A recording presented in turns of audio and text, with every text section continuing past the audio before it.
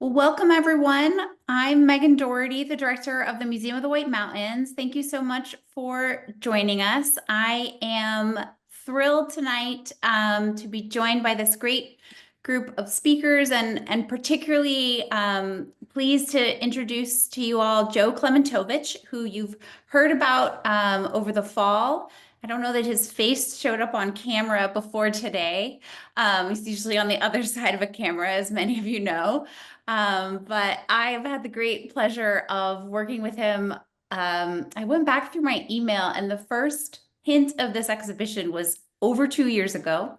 So it's been a long time coming, but has been really wonderful putting together our winter exhibition, Silent Shifts, Evolving Winters in the White Mountains. So thank you, Joe, for coming along on that journey with me. Um, we are still speaking, which I feel like is always a good sign in a big project like this. And I'm thrilled to have had you put this panel together, and I'm looking forward to our conversation. So thank you. Yeah, well, thank you very much for including me in this exhibition. I've certainly learned a lot. It's definitely been outside of my wheelhouse, and I appreciate you kind of shepherding me through the whole process. And I think one of the best parts about what the Museum of the White Mountains is doing is this speaker series that goes on um, before and through the whole exhibition. The opening night for our exhibit is January 25th, and we've already had a couple speakers in this series. Sally Manikian did a talk on dog sledding, which was really interesting. And we had Charlie Lepresti, a local meteorologist, come and talk. And Megan, am I missing one more in Liz there? Burakowski. Liz Barakowski, who um, a lot of people might know her through her climate data research. She's out of University of Hampshire. Um, and then there'll be a few more speakers, including this panel discussion. Um, so on the panel tonight, we have Christine Woodside. She's an author and as well as the editor at Appalachia, and she's done a lot of work in compiling a history of accidents and mishaps in the White Mountains. So she's bringing that perspective today. We've got Chris Joosen. He is the former Avalanche Center director up on Mount Washington with the U.S. Forest Service. So he's spent, what's that, 35, started in 1990 up in Hermit Lake. So he brings a pretty interesting perspective from spending that many years, that many winters up on Mount Washington doing search and rescue, avalanche forecasting, and general just being out there in the mountains a lot. And then last but not least, we've got Michael Wejchert, another author. He's a local, used to be a local guide. He's a full-time author now. He lives in North Conway, not too far down the road from me. He just recently published, or I guess last year, Hidden Mountains. And he is also a former president of Mountain Rescue Service, a longtime volunteer in that organization. And so he brings kind of a guiding perspective as well as a search and rescue perspective, volunteer. And I forgot to mention also that Christine has recently published a book titled Going Over the Mountain. And not to leave Chris out, but he, back in the maybe 90s, maybe 2000s, published a paper for the International Snow Science Workshop titled Microscale Forecasting in Tuckerman Huntington Ravine. So we've got a great panel joining us tonight, and it's going to be very conversational. So if anyone has questions, just type them in the chat. As Megan said, she'll grab those questions and pass them along. And I'll start the ball rolling with kind of a specific question. I'm going to jump right to Chris Joosen.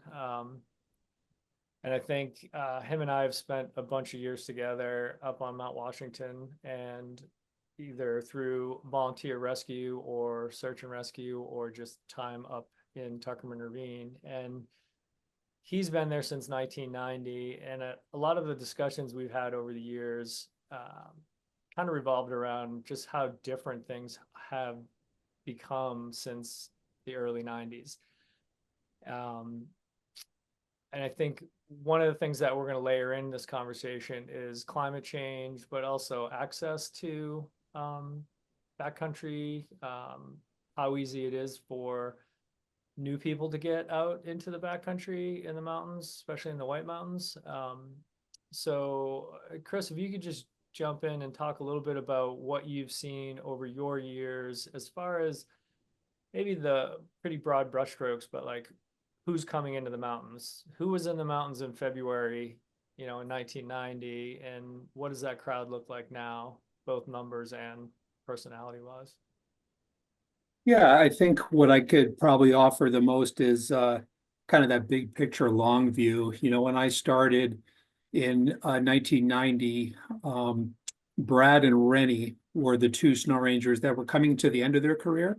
So the things that I was getting from them was their 35 years, since the late 50s, and seeing all their slides and using their slideshows and getting information from them as I was learning.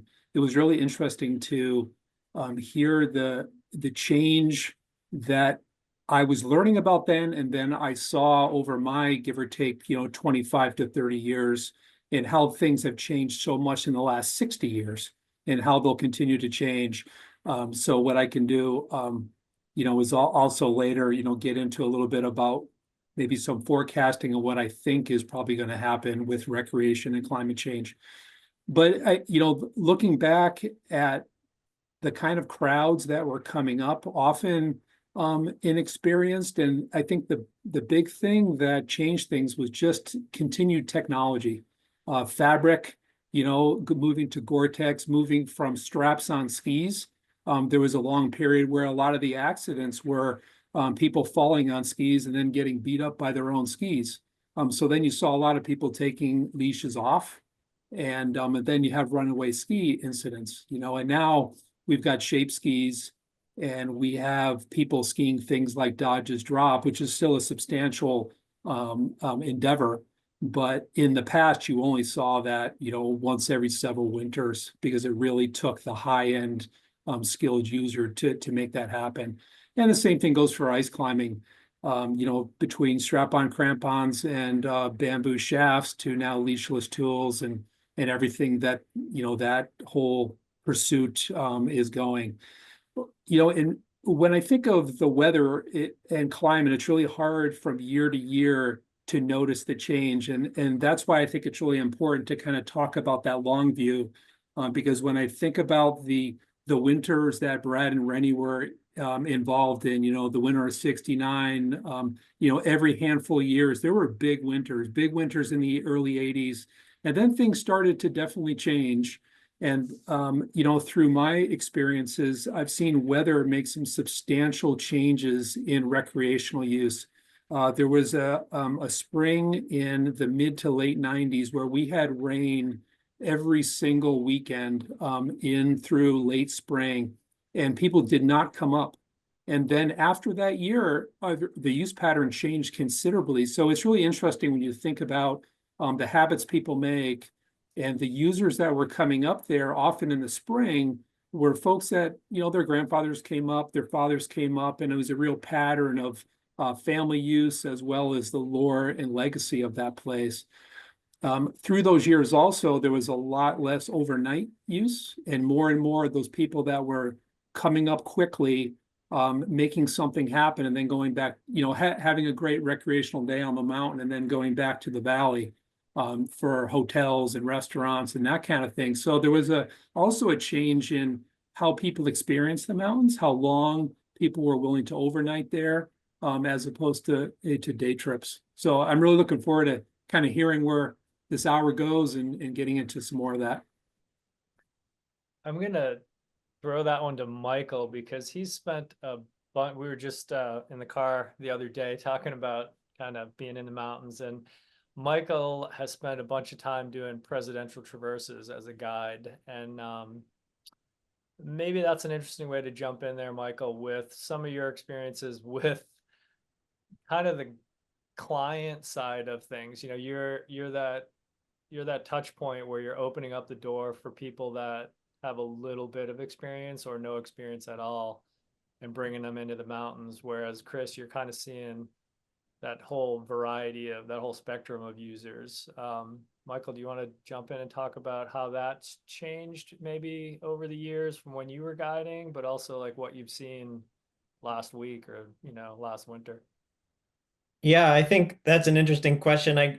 I haven't guided in some years, but I think I still have you know, a toe dipped in that world, and talking with guides that I climbed with a guide today, and we went out and were hanging out afterward. He's a good friend of mine, and he mentioned that the market is so saturated in North Conway. I think it's hard to pinpoint metrics for an increase in users, but there's absolutely more people going to the mountains. And you know, on the subject of Prezi traverses, I think that a lot of the guiding schools around here are seeing less of that. And so, to what Chris was saying, the interest in user groups in the White Mountains has shifted towards moving faster, less overnights, and being able to do things very quickly. The gear has had a substantial part of that mindset. Much lighter gear allows you to move quickly.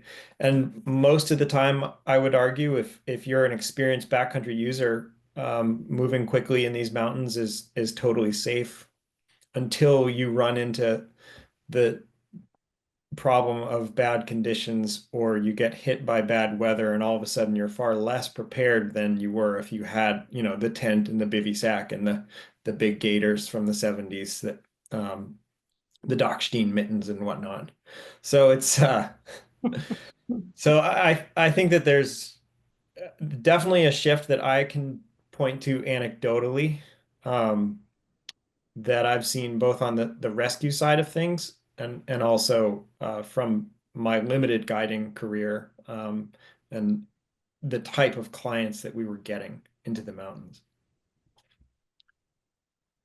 Christine, have you seen, or, you know, to Michael's point about, you know, changing technology? I think both Chris and Michael talked about that, the changing technology, and,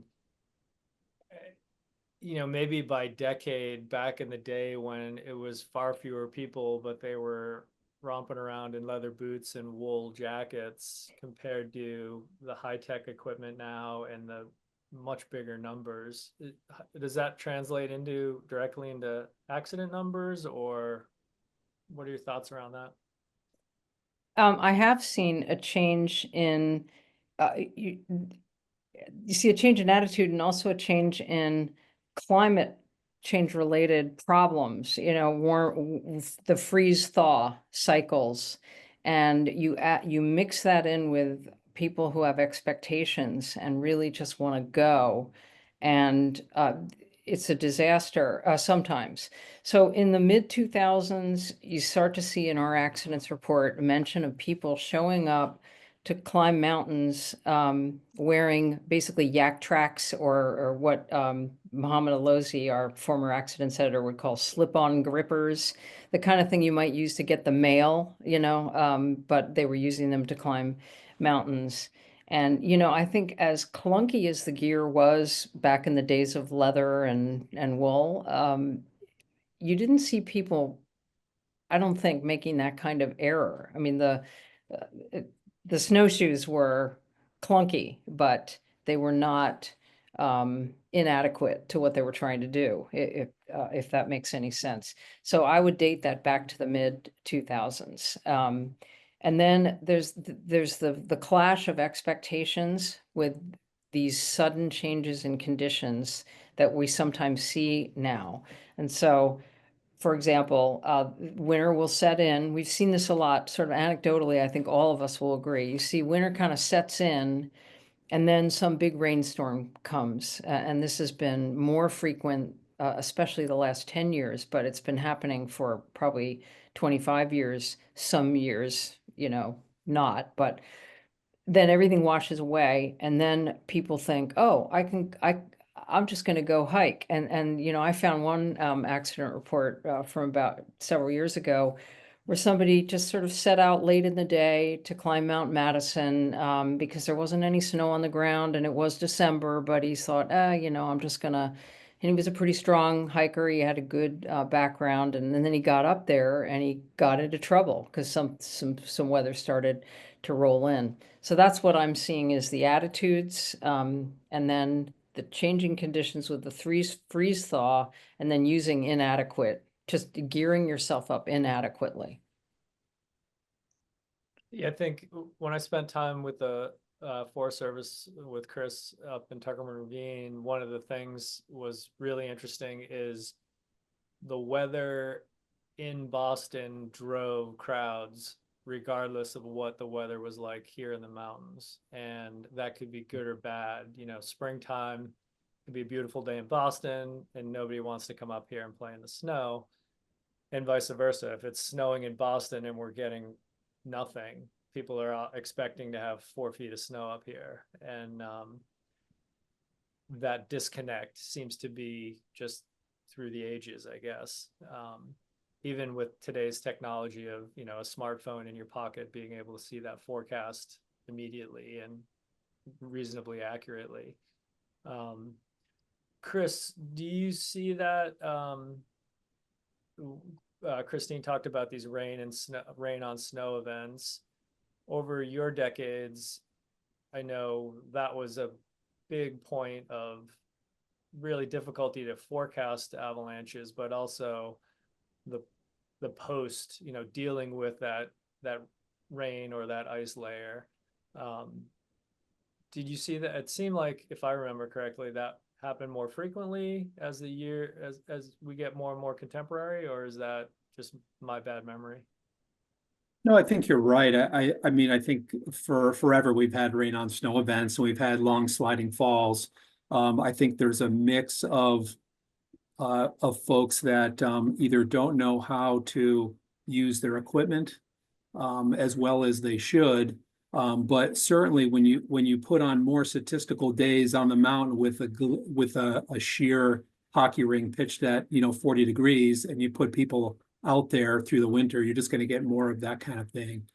So I do think that we probably have more sliding fall conditions more now than we did 30 or 40 years ago. Do we have more now than we did 6 years ago? No, probably not. But when you look at that long-term average, and then you get more people in using the mountains in a dispersed way, I think, historically, the big uses of the Alpine were generally in the Mount Washington area. You can take those accident statistics and see all the dots there. And now over time, more and more people are getting away from Mount Washington to experience other places.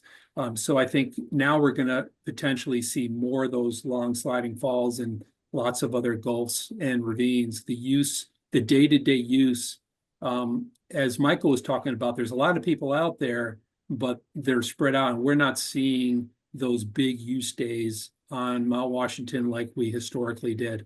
So now to see a 2,000 person Saturday is much less likely than like in the 90s, where it was every Saturday and Sunday was 2,000 plus, or a max of 4,000 or 4,300, I think was the biggest one day that I saw. And you're just not seeing that anymore. So diverging a little bit from your question, but I think those long sliding falls and those glare conditions across the White Mountains are more prevalent now than they were a long time ago.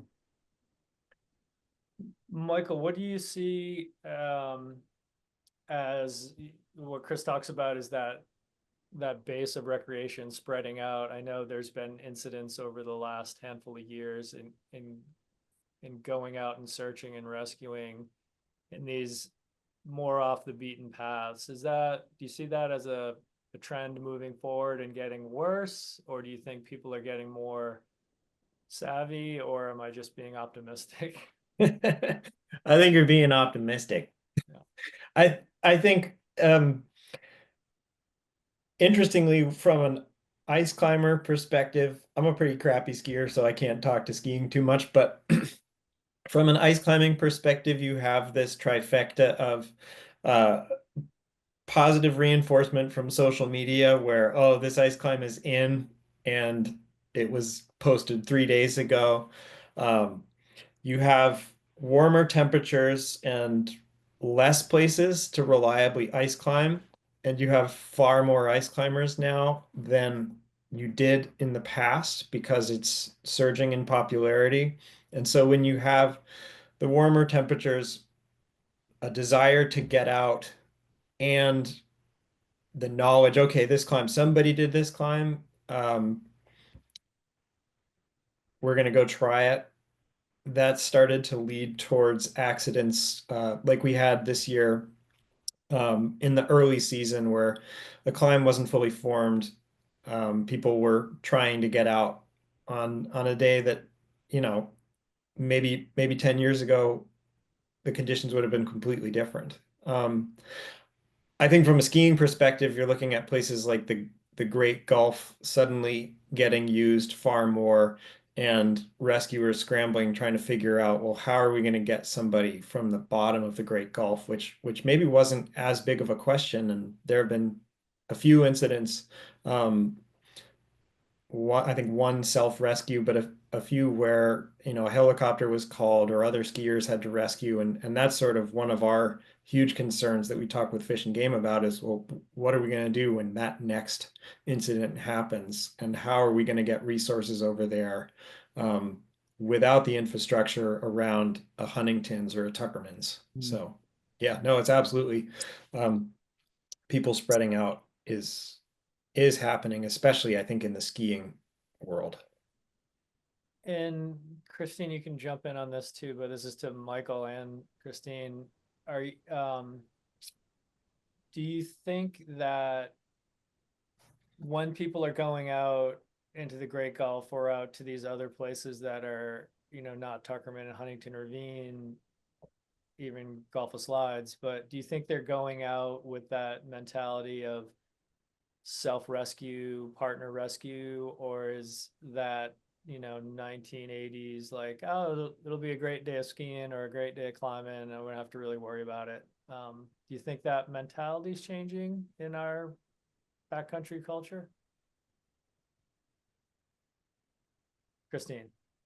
Okay, yes, I do.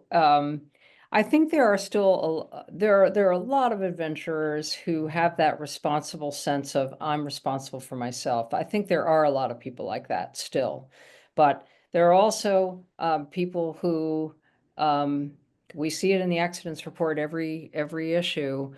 They go in optimistically, you know, they think I'm going to have a great time, and this happens in winter and summer, and then they get into trouble and they immediately call emergency. They call for help, and in some cases they even self-rescue while the rescuers are assembling to come and help them, and they're just sort of not, there isn't that awareness.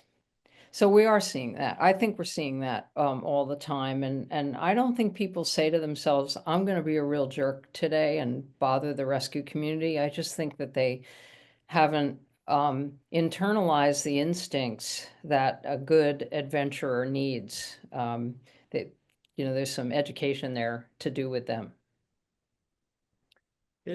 You don't have any data on that, like, have the percentages of rescues changed over the, say, the last decade or two? Would you know that, Christine? That can be a pretty complicated bit of data to get. New Hampshire Fish and Game, of course, has reports for everyone who's called in for help. And our wonderful accidents editors, Sandy Stott and Scott Berkeley, go and read all those reports. You know, they try to ask ahead for things they've heard about, but, you know, But Fish and Game doesn't even know everything, they only know what they were called for, right?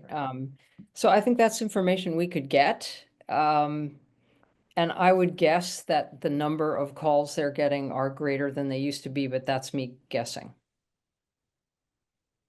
Yeah, I mean, both Chris and Michael, over the years, you guys have been out doing search and rescue. It seems like the number of people getting out has gone way up, especially post-COVID, but remarkably, the number of rescues and fatalities and accidents hasn't followed that trend. And maybe I'm missing something, but it seems like that would go up as well. Well, to some of that and to the idea of cell phones and people using their tools, there's the double-edged sword of cell phones. I would say that some of the rescue statistics of rescues going up is because more people are calling, right? More people aren't quite as self-reliant maybe as they were in the past, where now you've got a cell phone in your pack. You're going to use it because people get worried, people get scared. And now part of the benefit with that, of course, is a fish and game officer or snow ranger could talk with someone over the phone and kind of walk them out of a problem. And to Christine's point, there's probably many incidents where people would have gotten out. They called for rescue and then they started mobilizing themselves and they meet rescuers on the way out. So I can't answer well your actual question. Maybe Michael's got some thoughts on that. I think that Fish and Game has certainly seen higher numbers of people calling in. And again, the accessibility of cell phones, the new iPhones have the similar technology to the InReach, where even if you don't have service, you can use a satellite to press the SOS button. Communication is a double-edged sword, and it means that more people are calling in, and a lot of those calls after the Fish and Game or 911 has mobilized, all of a sudden they say, no, actually we found the trail, we're good, we don't need help. I guess I just asked folks to consider the response, the realistic response time in the White Mountains when they think about recreating, because it's just a bunch of us who have to go grab radios at IME and drive to a trailhead and then hike in. Nobody should ever rely on a helicopter here. And it just takes a lot more time. And I think that some people are aware of that. They're able to self-rescue, and then other people ask where the helicopter is when we get there, and they thought that they would be out 10 hours earlier. It's something that we're asked quite a lot when we go there. So yeah, it's a mixed bag, but I think the communication thing allows us to respond to more of these and to do a better job, but it also means that more people are calling in for help. Joe, can I jump in? So yeah, yep, go for it. So we had there's a couple of questions and I'm going to try to sort of put them into one. And I think one is it's sort of partly about the increase in numbers of folks maybe with less experience and less gear, and whether part of that, or whether there was a shift in and after COVID that folks saw. And then related to that, thinking about the kind of coming with the yak tracks, or coming with the not the right gear, whether you see this as a kind of lack of mentorship, and that it's more that some of the companies that used to have education programs are really focused on selling you things less than educating, and whether there's what the role of kind of education and true mentorship, not just Someone's just typed something, I haven't read the whole thing, about like watching a YouTube video on how to do a thing versus going with a guide or going with your father, you know, the kind of intergenerational experiences that Chris was talking about at the beginning. So I guess putting some of that less experienced folks into a broader context about education and outreach that is or isn't there. That was a lot. Joe's blinking at me. Yeah, well, no, that's a huge, I think every search and rescue organization, the Forest Service, Fish and Game, all these guide services, all kind of want to help, not be the role of mentor, but help educate folks that are new to these experiences. But yeah, it's a huge issue, and it seems like it's not, the numbers are getting so big, even if there's 20 guide services willing to take people out, nobody's, not everyone's going to pay for that guide service either. So, I'm sure Chris, Michael, Christine, I can remember going, like, reading Freedom of the Hills and reading these books and going out and kind of easing into the terrain. But I think part of the problem is there's this massive flood of Instagram and influencers and marketing to just like go out and, ski the hardest line you can or climb the hardest thing you can, even if you're not capable of it. So I think there's this, like, people think there's like a shortcut to getting out there and being able to do it, but really it just takes time getting out there. And if you don't have a mentor, right, having a mentor definitely short circuits that or shortens that time. But do you guys want to jump in and add to that? Yeah, I would just support everything you're saying there. I think the learning curve or our process of learning over time, our desire is to get it shorter and shorter. Even from a professional point of view, coming in and learning from two experienced snow rangers that were there for 30 years was invaluable. And over time, across all industries, people get in and out of work a lot quicker, right? So now the challenge is, how do you get a snow ranger or a fish and game officer trained up quickly?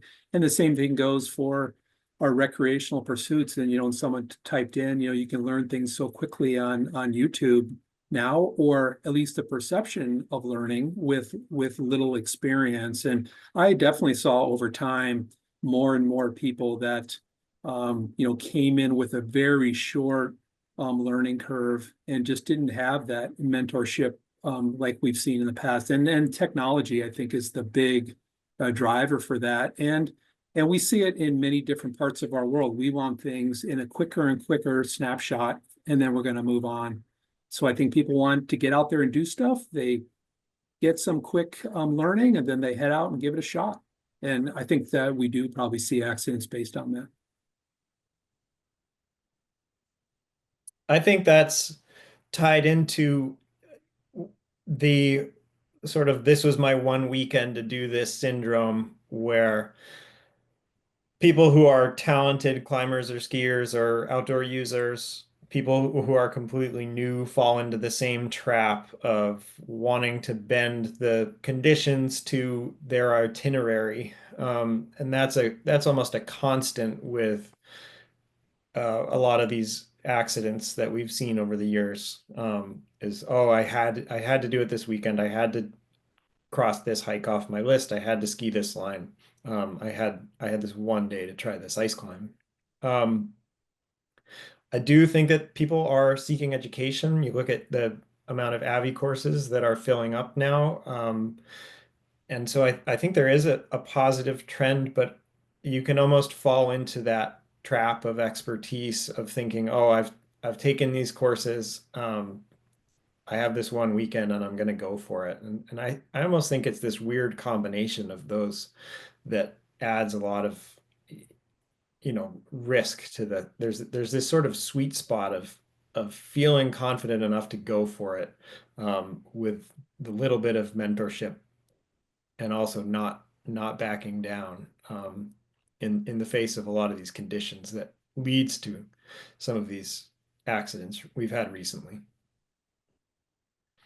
Yeah, and it certainly goes back to your point about, oh, I'm going to climb this or ski this line on this particular day. I remember having conversations with Chris and, picking up someone with a broken leg, and they're like, oh, this, I come here every year on March 3rd and I ski, and it doesn't matter what March 3rd means on the calendar because it could be no snow, tons of snow, ice. It's irrelevant. And I think with this climate changing and our extreme events happening more frequently in the mountains, those moments of good conditions or gentle conditions where someone can come out and you know dip their feet in and learn a little bit without having to worry about long sliding falls or high avalanche danger, all that stuff. Those numbers of days are getting less and less in a shorter and shorter winter. To the things that Michael was just talking about, the things that really jump out for me was trying to get people information before they left their home. For so many years before some technology came in, we were dealing with typing out an avalanche forecast, calling the shops, reciting the forecast. And by the time people got the information, they're already on the mountain. So when they're already here, they're going to try something. If it's high avalanche danger, they're probably not going to maybe every time do what they wanted to do, but they're going to find something. And we wanted to get out in front of accidents by trying to figure out how to get into the psychology of, if we get them in good information before they leave their house or before they commit to a plan, that might help us. Christine, do you cover like I know some of the GBA glades might fall in the White Mountains, but not so much AMC purview. Do you guys collect the backcountry skiing accidents as well? We do. Scott Berkeley is a backcountry skier himself, and he's really our expert in that. He knows a lot. So there was a accident maybe 2 winters ago, a man named Ian from Vermont, I think, who was buried in Ammonoosuc Ravine. Am I right about that? Speaking by memory. And he was an extremely experienced skier. And so, yeah, we will evaluate those things and try and talk about the decision making. One of the things that Scott always says is that going solo when you're a backcountry skier is such a huge decision, a different kind of decision than going solo in the summer, on boots on the ground, because the whole business of people watching you. So we do look at those.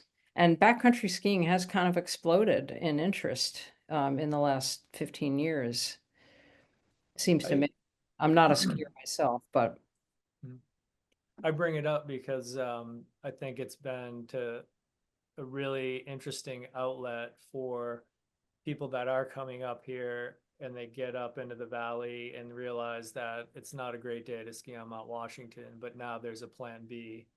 And that's kind of a relief valve to be able to go to some of these low angle tree line, in the trees, cut glades where people can get out and backcountry ski and not sort of be forced into that box of, I've driven all the way up here, I'm going to go ski something, and my only option is pay for a lift ticket or go ski in Tuckerman or Huntington. Yeah. Joe, we had oh, what am I doing there? There we go.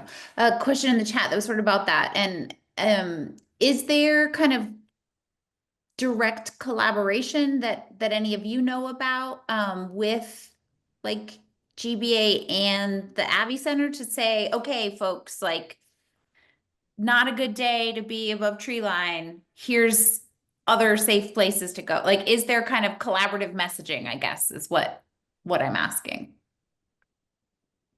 And maybe this isn't the right crew to ask that to, but I think the messaging out of the Forest Service is not directly, go ski at Wildcat or go to some GBA glade. It's pointing people in that direction, like, hey, the messaging is pretty clear that today is going to be a dangerous day to be in the mountains, and you should go find other places to recreate. And And that's been going on for decades.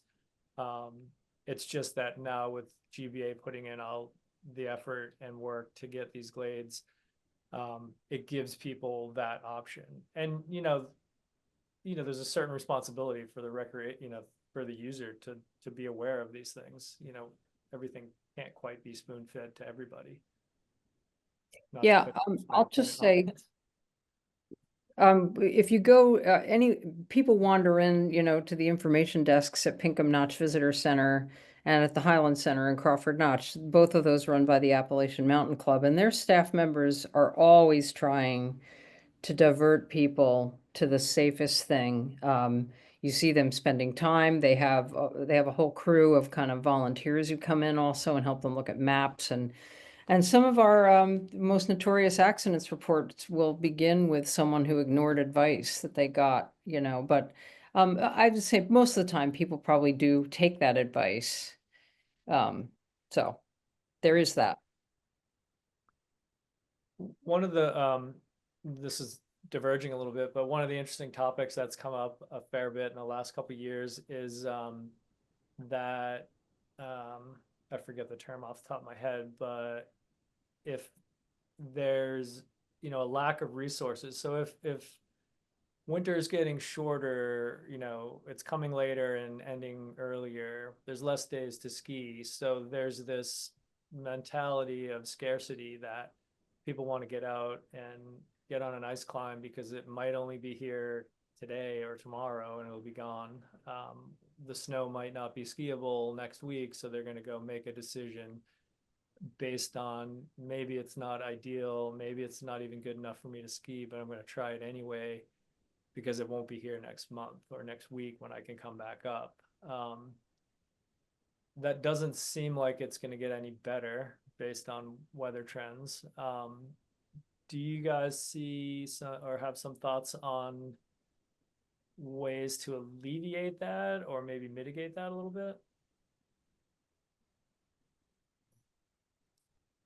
I think from a climbing perspective, there's been a huge push in a shift of terrain, and a lot of people have been adding more mixed climbs that are far less reliant on ice to popular ice climbing destinations, and that's a way to try and expand the safe climbing terrain.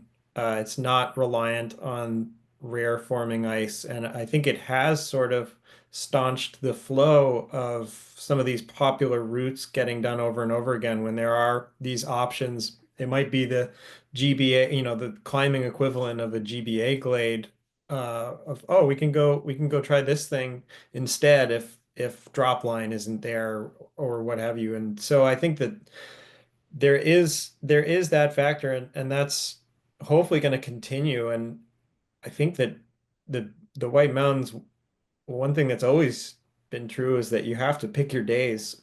Those days are getting more infrequent, and so having a quiver of recreational options and ways to explore and enjoy the mountains is going to be to everybody's benefit. And you look at all of these new sports like fat biking and Nordic skating on ponds and things like this, where they're kind of climate change sports in my view.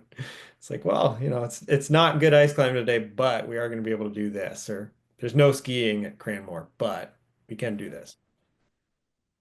I think Michael's exactly right. When you look at the data research crunching done by the observatory and AMC research department, you look at the long-term trend, and the lower peaks and the valleys are increasing in long-term temperature increases at twice the rate as the upper alpine. Not to say that the alpine isn't warming too, it is, but I foresee a winter recreation continuing to get pushed uphill in the long term. So you take to Michael's point, folks that are out either doing mixed climbs or they're used to ice cragging, they're going to be pushed into maybe more of an alpine climbing pursuit, or a skier that is historically staying down low, to ski doublehead, may now find the only place they can backcountry ski is higher in the mountains, whether it be the high in Crawford, Franconia, or the Presidential. So That, I think, over the long term, that will change accident rates. I don't know, you know, up or down, but certainly, you know, when you think 20 years out or maybe more, I could see the accident locations being more concentrated in the high country. You know, I will just add that there was a study of over 83 years of climate data that was done by some scientists, including Georgia Murray from Appalachian Mountain Club, that was published a few years ago.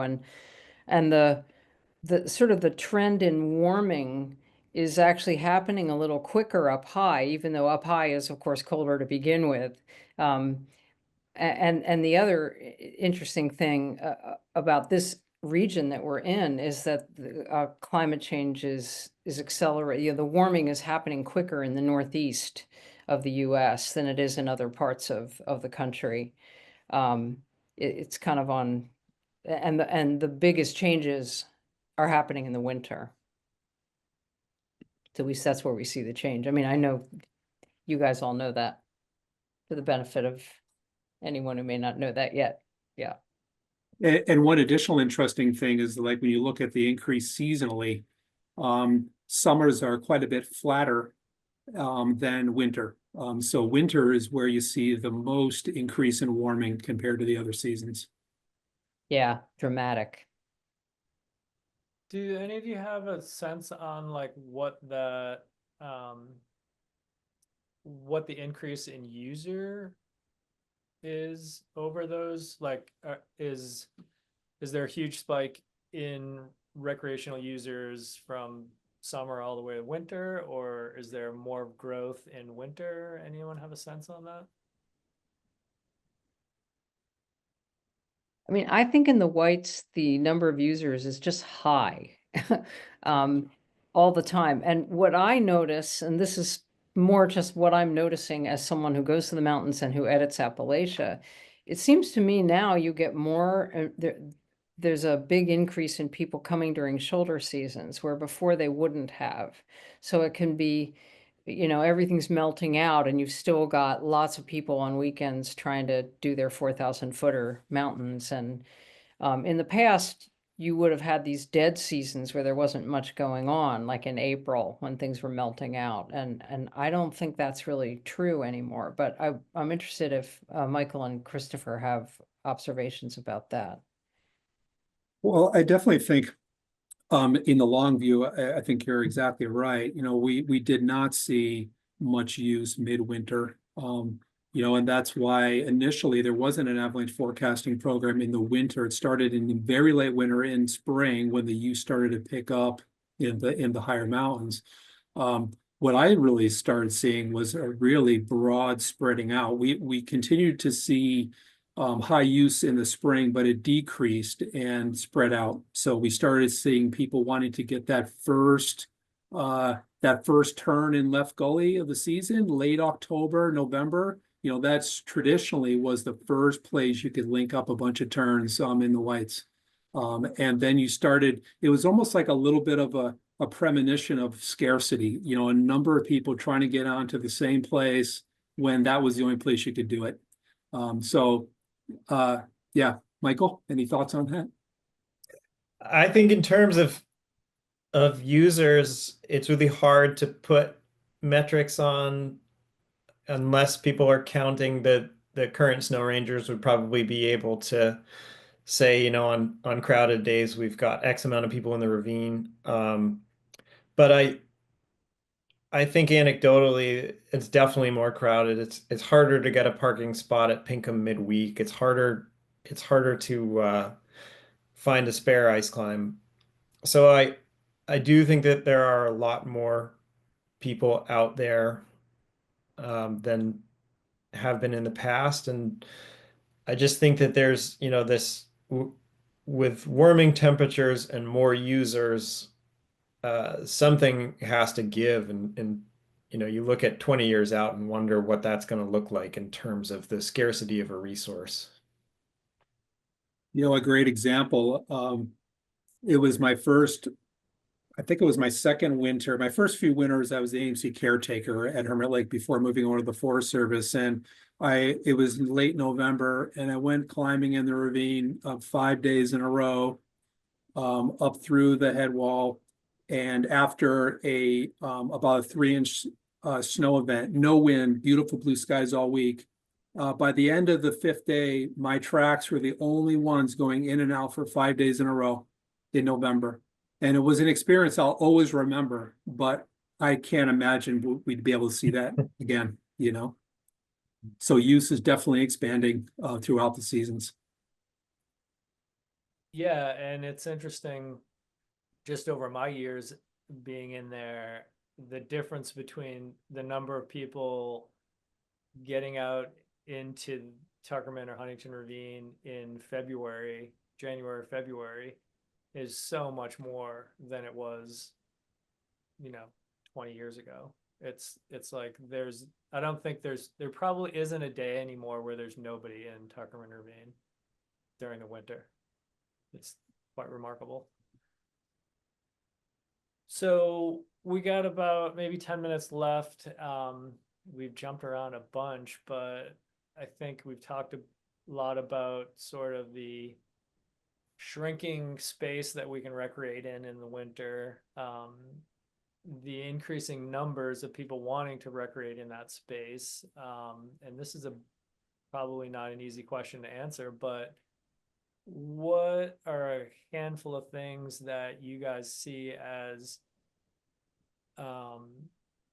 maybe making that problem a little bit less, or what are things that communities can do? What are things that, maybe the Forest Service can do, maybe communities can do that might help lessen that impact or that overlap or those increase in accidents?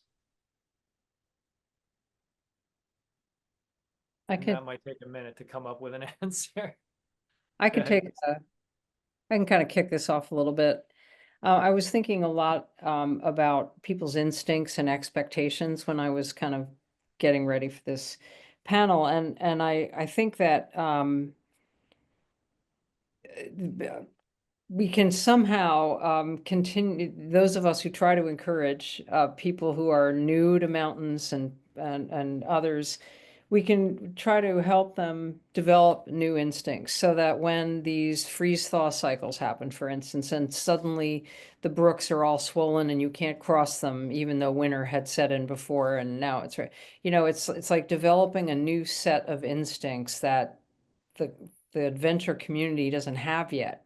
We're still kind of saying, wait, that never happens. So that's one thing. And I think we're capable of that because humans are capable of changing. And then I often say to myself, we just need better imagination when we're getting ready to go out in the mountains, and I'll say, why don't I just go to this someplace I've never been before, some little trail I've never tried before. And I think there are probably a lot of experts who have studied that, and they've said that dispersal, I think the official word maybe when you study this is called dispersal. It doesn't necessarily work in terms of changing things in a big way, but I continue to believe that could work actually, and it could help. It could really inspire people too, to know. I won't go on forever, but quickly say one time I happened to go and give a talk at the Highland Center, as the editor of Appalachia. And the next morning, my husband and I were going to go and climb something. I can't even remember what it was. And I kind of idly set it to the desk, and she didn't know that I knew what I was doing. I mean, I guess, she did, do you know who I am, sort of thing. And she said, well, we're not recommending that people climb that trail today. We really wish you would go and climb the Sugar Loafs. And I'm like, the Sugar Loafs? What the heck? And then I thought, all right, I'm going to do what she says. And I went, and, those are two little mountains, but it was gorgeous. It was wonderful. The snow conditions were not bad, up there. It was a melt out thing. So I think if I'm trying to be more open, I think the public can change in that way. And maybe all the influencers and people who teach can really inspire people that way. So the peak bagging lists maybe can change, that sort of thing. Yeah, and I think on the opposite end of that, we've seen it here in North Conway. Diana's Bath is just an absolute train wreck as far as the opposite of dispersed wreck. And I think that's a great point you bring up, is there's a lot of effort that needs to go into getting people to tell stories and shine a light on places that are a little bit more out of the way. Or it just seems like there's such a mentality right now to check things off their their bucket list. Okay, I went to Diana's Baths, but right now there's people lined up for like 20 cars on the side of West Side Road waiting for a parking spot to get into Diana's Baths. And that's that's like COVID, pre-COVID. But anyhow, Chris or Michael? I love all that. And I think humans are very adaptable. And as we continue to change through our new environment, we'll continue to figure it out. I do believe, to Michael's point earlier, just be very adaptable and ready to swap around your pursuits a little bit, I think is going to be critical. Having good technology to be able to have good quality information about when things are in shape. And I know we're doing that reasonably well now, but to what something Michael was saying earlier, it's going to be fits and starts. Like things are going to come in and out, and to be ready on a given day to say, hey, are conditions in good shape? Can I safely do this? And not expect to what you were saying earlier, Joe, come up on March 3rd and do it no matter what. And have a plan B and be ready to seek out other alternatives. I think right now it's really going to be a little bit of an unknown where we're going to be in 20 years exactly. We know things are warming, but we're going to have to kind of adapt our own personal expectations when we go into the mountains. I think from, there's sort of a mentality of, oh, the hordes have arrived and it's all bad. But one remarkable thing that I keep thinking about is that I don't think that the number of accidents has increased as exponentially as the user group. And I'm really encouraged by that, actually. It might sound weird, but that's something I have cause for optimism. So that means to me that there are people who are seeking that education out there who are making good decisions, and they're coming up here, and maybe the parking lots are full, but they're saying, oh yeah, I'm not going to do that today. And I think the Avalanche Center is doing a great job of getting more observation out there and using social media as a tool. I think the instant conditions report can convince people to come up, but it can also convince people to not go up. And so I am somewhat encouraged that the education piece is there, and I think that's getting better, and I love to see that. So yeah. Are there any questions out there, Meg, that we want to jump in on? I know there's been some chat things popping Yeah, up. I'm sure that if you haven't been keeping your chat open, I imagine it's a very large number you're seeing. And don't feel like I haven't been ignoring them. It's also just been really great conversation, which I find to be wonderful. There's great conversations about how to find folks to go hiking with and how to, make sure you're making good choices when you find other people to go hiking with. There's been some affirmations that, Michael, you're right on about the growth in usage and the growth in accidents not keeping pace. There also was a link that we'll share with everyone when Kayla sends out the recording to I'm not going to remember the exact name, but search and rescue. Is this a search? It's a funny title. It sounds like a search and rescue podcast. There we go. I knew it started with search and rescue analysis. So I don't know that we're going to get into the numbers right now, but some of those numbers are out there. I feel like you've like intuited what is in the chat pretty well. course, as I've been scrolling up, there have been more things coming down. But I think, I guess I would be interested, and this is like something that I don't think any of you prepared for, but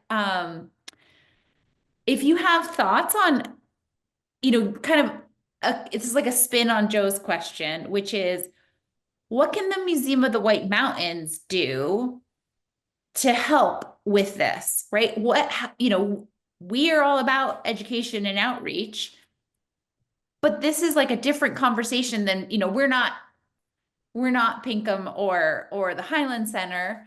But I'd love to hear if you had thoughts about how kind of we can help with the communication side of this. The one thing that jumps out for me in some of the most successful changing avalanche behavior has been getting into schools and trying to address the next generation. We're going to be continuing to work on our current users and try to help them make good decisions. But if we can get to kids early and have some of this stuff ingrained so it's in their intuitive reactions and how they deal with risk and deal with the mountains and self-preservation, I think that's going to be more important than ever when us as adults are anticipating what might be coming for climate change. Like my 6th grade experience at Pinkham with snowshoe races and whatever other crazy things AMC had us doing for our like winter field trip, I really remember the change your snowshoes relay race.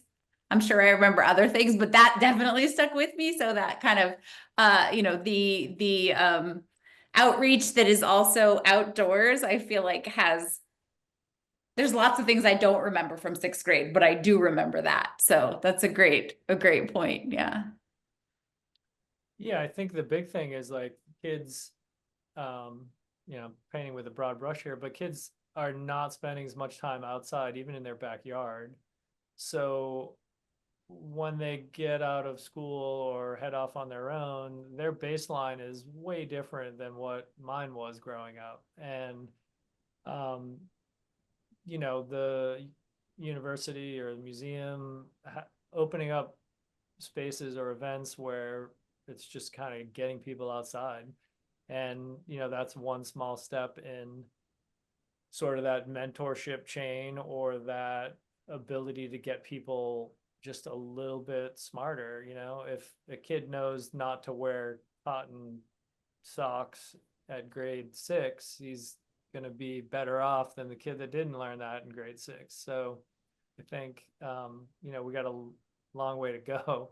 And there's the beauty is that there's a lot more people getting out. And I think that just turns around and those people are going to get their friends out and their family out. And that's a great kind of circle to continue. And I'm hopeful for that. And I think everyone else on the panel appreciates the increase in people getting out there, even though it does come with a lot of side effects, I guess. But yeah, some maps and books and I think that's that kind. And there's a note in the chat about more kind of collaborative marketing, kind of cross marketing with other organizations that do have that kind of, those sorts of resources, whether it's other educational things or other kind of outdoor recreation places, to kind of, provide some of that information. Yeah. And just more events like this. I mean, it reaches a handful of people, but there's more people, every person you reach is going to be an impact, I guess. And these are relatively easy to do in the grand scheme of things. And, there's plenty of guest speakers and plenty of experts out there willing to lend their expertise and entertain and educate us. Yeah. And there was a a note in the chat about keep doing things like this. So we'll definitely keep doing things like this. And I feel like I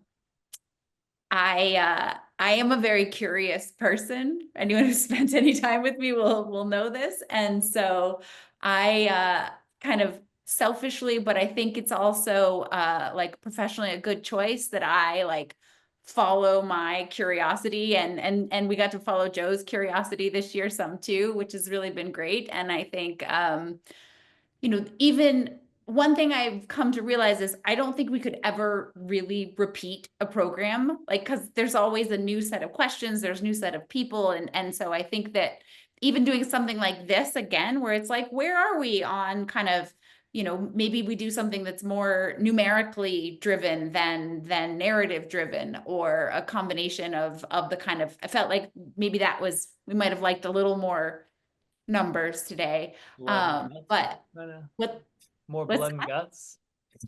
no blood and guts. I'm so glad there's been none of that. I can't even tell you Chris how has worried I got a was. great slideshow if you want that. Just call him up and do a great That's somebody else. I'll be sick that day.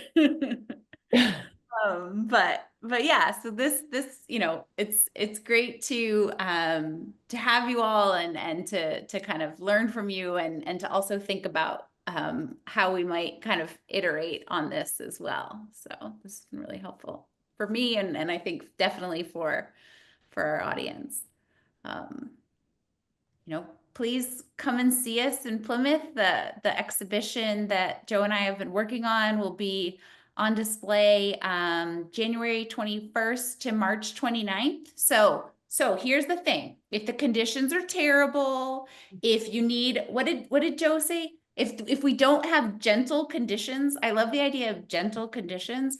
So when you're looking to adapt your plans and be creative about how you're going to spend your time in the region between January 21st and March 29th, we could have some pretty terrible weather then, let's be honest. Come and see us Tuesday through Saturday, 10 to 4, Tuesday through Friday, 11 to 4 on Saturday. So you can also come, go do your outdoor adventure in the morning, come see us in the afternoon. It's generally speaking, knock on wood, warm. And definitely, I guess I should knock on wood again, dry. But come and visit us, think about winter recreation from a different angle. And yeah, we'd love to have you. It's going to be a pretty neat exhibition. There's old skis and beacons and old photographs and slides we dug up brochures from the 1800s. We've got slides from 1930s. It's a pretty interesting variety of winter ephemera. So come by and check it out for sure. And some good charts. If you're looking for numbers, thanks to the Forest Service, the Hubbard Brook, AMC, and Mount Washington Obs, we've got some good charts too, if you're looking for some numbers. Well, thank you, Chris, Michael, and Christine. That was a fantastic conversation. I appreciate all your thoughts and your time. Yeah, thank you. Great to see everybody. Yeah, this was wonderful. Thanks. Thank you.